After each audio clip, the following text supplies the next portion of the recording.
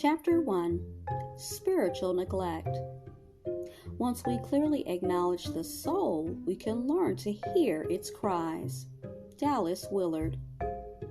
Our soul is the most essential part of us. Yet because it is invisible, we tend to overlook its existence and health. Left alone, it shrivels. Each of us is responsible for the care of our own souls. Spiritual leadership emerges from our willingness to stay involved with our own souls, which is that place where God's Spirit is at work inside of us. With the pace of ministry, challenges, and opportunities facing ministry leaders today, it is no small task to stay spiritually and emotionally healthy. The value of a leader's soul health rarely gets mentioned much in churches, and we will never truly grow healthy churches with depleted, unhealthy leaders. Jesus taught that the Christian life is inside out. The private informs the public. Out of the overflow of the heart, the mouth speaks. He taught that the root, the private life, determines the fruit, the public life. I'm struck by a question Jesus raised regarding the condition and priority of our souls. He asked, "What good is it for a man to gain the whole world and forfeit his soul?" Mark 8:36. Now let me paraphrase the question to apply to us as Christian leaders. What good is it for a minister to build a great church or a great ministry and lose their soul? So what tends to surface in the life of a person who neglects their soul? What symptoms arise? And what are the signs of soul neglect? You are just listening to an excerpt of Spiritual Unwind, a Christian audiobook.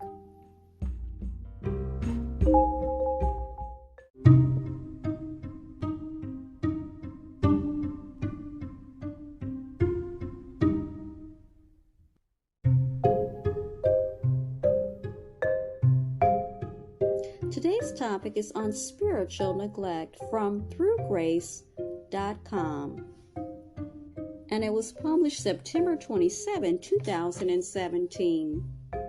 Spiritual abuse is a term we've come to understand, many through experience. It says, "My recent experiences have made me wonder if we should also discuss spiritual neglect." So spiritual abuse, spiritual neglect.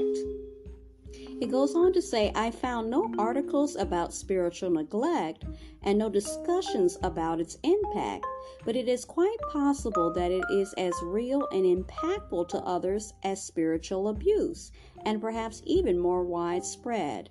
Then it mentions something about an article on emotional neglect from Psychology Today that backs up that possibility. It goes on to touch on about child neglect. And it says, child neglect includes the following.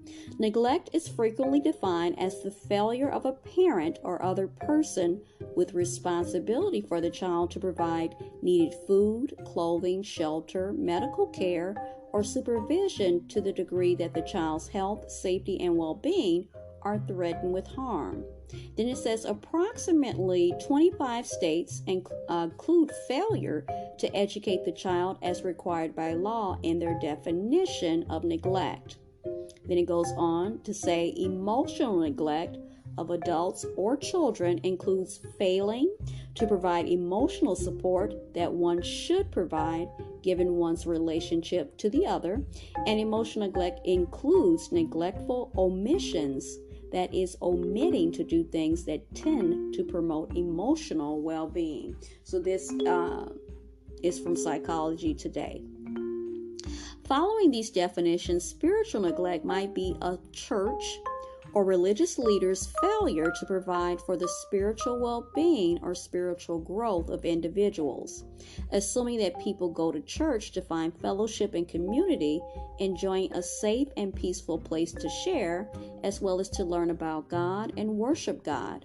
Spiritual neglect might include things like failing to provide sound biblical teaching, or failing to provide teaching from a variety of perspectives, telling people they can only learn from the pastor, as an example, failing to be friendly to those who come, being exclusive, shunning, or being emotionally distant or uncaring to those seeking fellowship or spiritual support or guidance.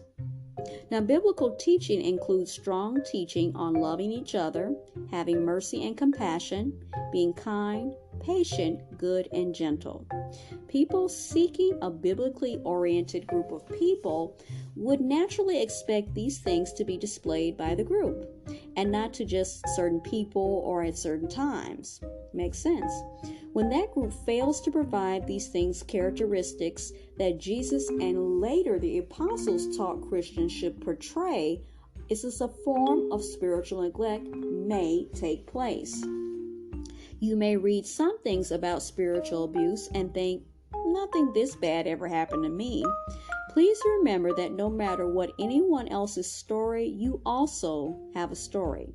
It's not just the worst abuse that is harmful. All abuse is harmful, and all abuse is wrong. But even if you don't see yourself as having been spiritually abused, you may have been hurt by a church, and you may have been spiritually neglected.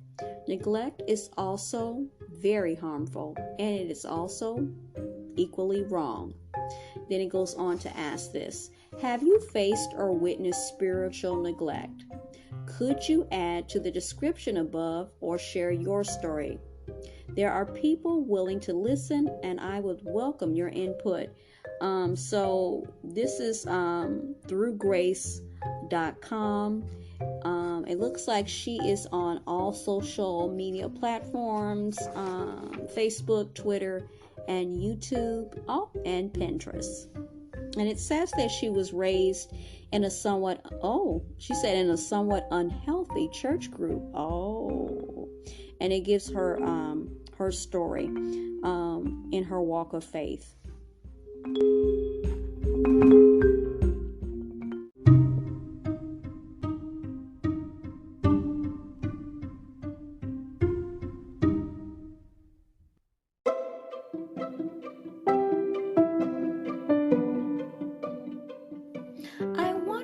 I could capture that feeling of escaping to a place where the flowers always bloom and the table is always set, where the warmth of family fills the air like fresh bread.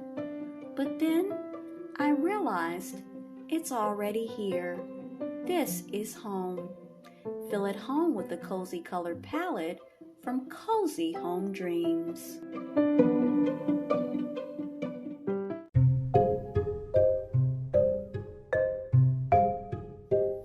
You are just listening to Teachable Moments with April podcast. I hope you enjoyed today's episode. We invite you to stay connected with us on our social media platforms, TikTok, Instagram, and YouTube. We also encourage you to join the Teachable Moments with April podcast family by becoming a paid subscriber. As always, be well and stay blessed. Until next time.